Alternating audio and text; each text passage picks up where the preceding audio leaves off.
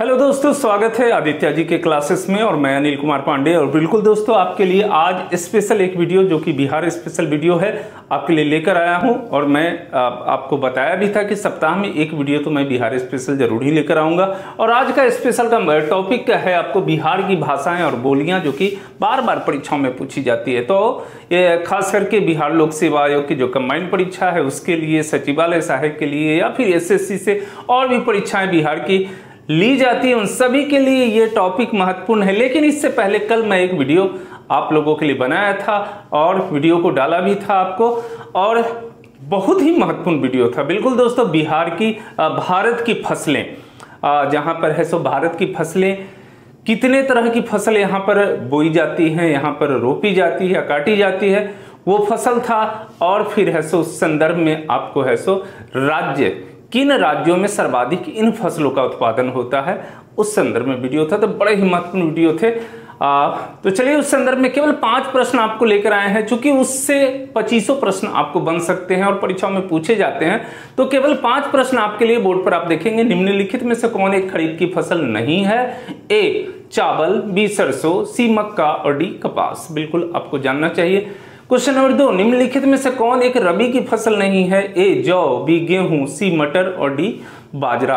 Question number 3 को देखिएगा, रबी की फसल किस महीने में बोई जाती है?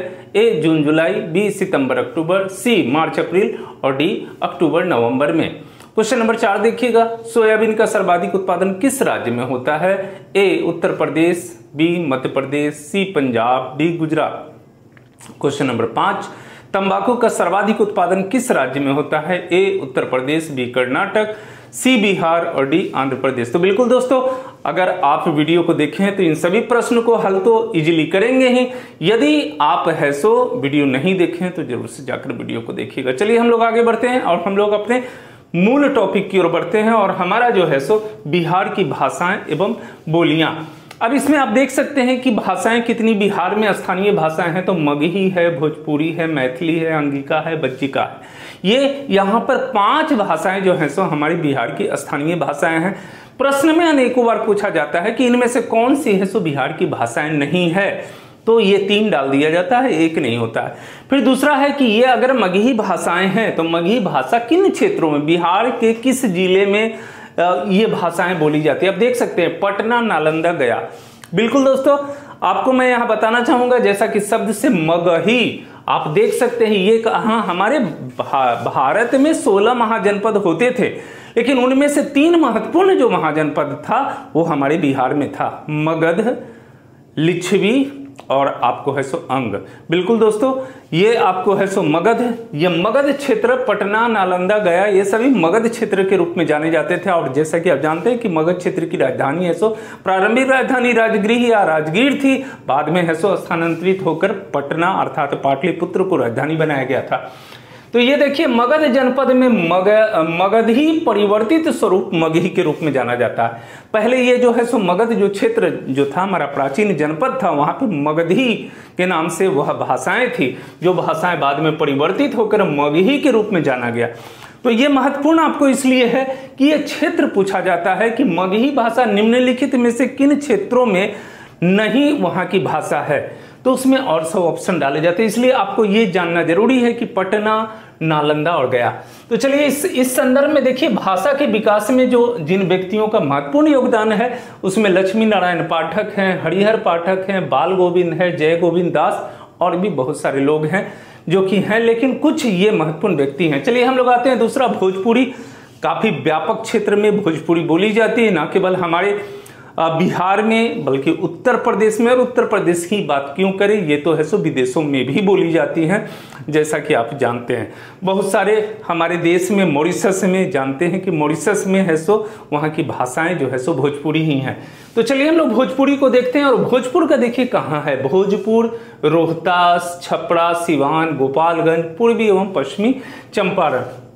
इन सभी जगहों में ये आपको है सो भोजपुरी भाषाएं बोली जाती है यहाँ पर। तो देख सकते हैं कि भोजपुर, रोहतास, छपरा, सिवान, गोपालगंज, पूर्वी एवं पश्चिमी चंपारण तक में ये भाषाएं बोली जाती है। और देखिए ये जो है सो भोजपुरी शब्द का जो उद्भव कैसे हुआ, भोजपुरी तो राजा भोज जो थे, आपको मैं बताया अभी जनपद की बात की, तो ये एक मल्ल जनपद, बिल्कुल दोस्तों मल्ल जनपद जिसकी राजधानी कुशीनगर भी हुआ करती थी, लेकिन बाद में जो है सो उनके वंशज जो है मल्ल जनपद में आगे राजा भोज के वंशज जो हैं वो अपनी राजधानी भोजपुर में बनाए और बाद में है सो वहीं से ये भोजपुरी भाषा का उद्भव हुआ।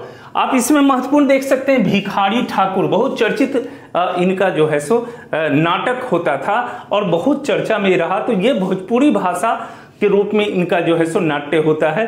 तो इस रूप में रघुवीर नाथ, महेंद्र मिश्रा आदि बहुत सारे लोग हैं जो कि इसके विकास में इनका महत्वपूर्ण योगदान है, जो कि इनके इस नाटक का प्रचार प्रसार इतना अधिक हुआ जिससे लोगों के बीच में ये भोजपुरी भाषा है सो काफी लोग के द्वारा जाना गया। तो इनकी बहुत महत्वपूर्ण भूमिका है। चलिए अब आते हैं हम लोग मैथिली। बिल्कुल दोस्तों, ये हमारे न केवल मैथिली जो है ये पहचान हमारी बिहारी भाषा से है, बल्कि हमारे संविधान में भी इसको है सो ये आपको जो है सो 8वीं अनुसूची में इसको अंकित किया गया और वहां पर भी जो है सो मैथिली भाषा को वहां पे दर्जा दिया गया। तो चलिए हम लोग आते हैं और यहाँ देखेंगे मैथिली भाषा में बहुत बड़ा क्षेत्र आपको दरभंगा, मधुबनी, समस्तीपुर, सहरसा, मधेपुरा, सुपौल और अररिया, सीतामढ़ी, पूर्णिया, बिल्कुल बिहार के हमारे मानचित्र जो हम मानचित्र के द्वारा आपको बहुत कुछ बताने का प्रयास किए हैं, आप वहां जाकर इनको देखेंगे एकदम पूरा ऊपर का भाग आप देखेंगे तो शुरुआत ही आप देख सकते हैं। तो दरभंगा, मधुबनी, समस्तीपुर, सहरसा, मधेपुरा, सुपौल, अररिया, सीतामढ़ी और पूर्णिया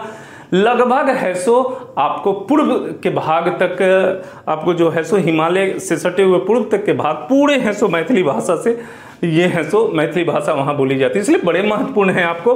अच्छा, मैथिली भाषा का उद्भव 10वीं शताब्दी में माना गया और महत्वपूर्ण वहां पे महाकवि विद्यापति, नागा अर्जुन, चंद्रा झा, ज्योतिराव आपको ठाकुर, ये सभी वहाँ के महत्वपूर्ण व्यक्ति हैं जो इस भाषा के विकास में महत्वपूर्ण योगदान दिए।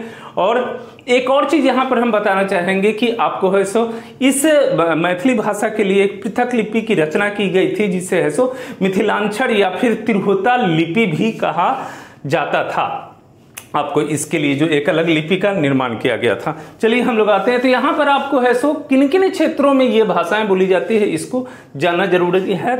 और जैसा कि आप जानते हैं महाकवि विद्यापति को कौन नहीं जानता है ना। तो ये महाकवि विद्यापति जो है सो इसी मैथिली भाषा से इनका है सो ये रहा है। चलिए आते हैं हम लोग अंगिका।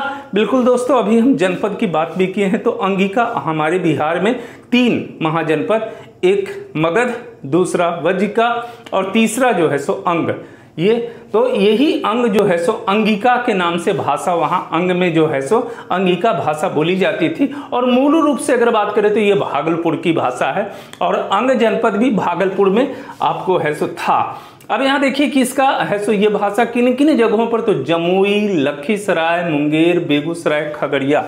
बिल्कुल दोस्तों, देखिए एक चीज मैं बार बार आप लोगों को कहता हूं कि तैयारी से पूर्व अगर इस तरह के कोई भी प्लेस आए, नदियां आए, पर्वत आए, तो आप मानचित्र को जरूर एटलस का भरपूर प्रयोग करिए।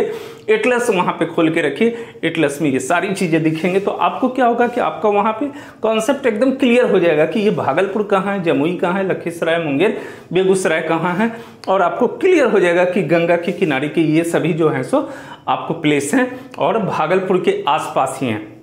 तो चलिए यहाँ पर देख सकते हैं कि ये अंगिका, और यहाँ पर एक चीज और भी देख सकते हैं कि मैथिली का जो है सो उपभाषा अंगिका है और अंग जनपद से ये अंगिका भाषा का उद्भव हुआ है। दोस्तों यहाँ पर एक बड़ा ही महत्वपूर्ण है, चूंकि मैथिली भाषा में ही ये बौद्ध ग्रंथ की रचना आपको की गई थी, ललित विस्तार नामक बौद्ध ग्रंथ की रचना अंगिका भाषा में, सॉरी मैथिली में बोल गया, अंगिका भाषा में किया गया था, जो कि मैथिली का यह है सो उपभाषा है। तो ये जो है सो ललित विस्तार जो है यह बौद्ध ग्रंथ से, प्रश्न एक अलग तरह के भी आते हैं कि ललित विस्तार जो है सो किस धर्म से इसका संबंध है, तो बौद्ध धर्म से, तो यह एक बौद्ध ग्रंथ है। चलिए अगला आते हैं और लास्ट वज्जिका। बिल्कुल मैं वज्जिका से ही हूं और ये वैशाली और मुजफ्फरपुर, खास करके ये 2 जगहों पर ये भाषाएं बोली जाती हैं। वैशाली और मुजफ्फरपुर में, और मैथिली का ही यह एक उपभाग है। तो दोस्तों आपको करना क्या है, इन 5 भाषाओं को, खास करके ये 5 भाषा मगही, भोजपुरी, मैथिली, अंगिका और बज्जिका, किन क्षेत्रों में यह भाषाएं बोली जाती, इसको जरा सा याद कर लेंगे। तीसरा चीज क्या है कि इनका संपर्क किन किन महाजनपद से, आप देख सकते हैं कि ये क्या है, मगध से इसका संबंध है, इसका मल जनपद से संबंध है, इसको आप देख सकते हैं ये 10वीं, ये तो फिर ये अंग जनपद से इसका संबंध है। और अगर इसकी बात कर ले बज्जिका, तो उस समय में जो है सो वैशाली अर्थात है जो लिच्छवी जनपद से संपर्क इन क्षेत्रों का है। तो चलिए हम लोग है सो अगले वीडियो में आते हैं, महत्वपूर्ण वीडियो को लेकर आते हैं, मिलते हैं। थैंक यू, धन्यवाद।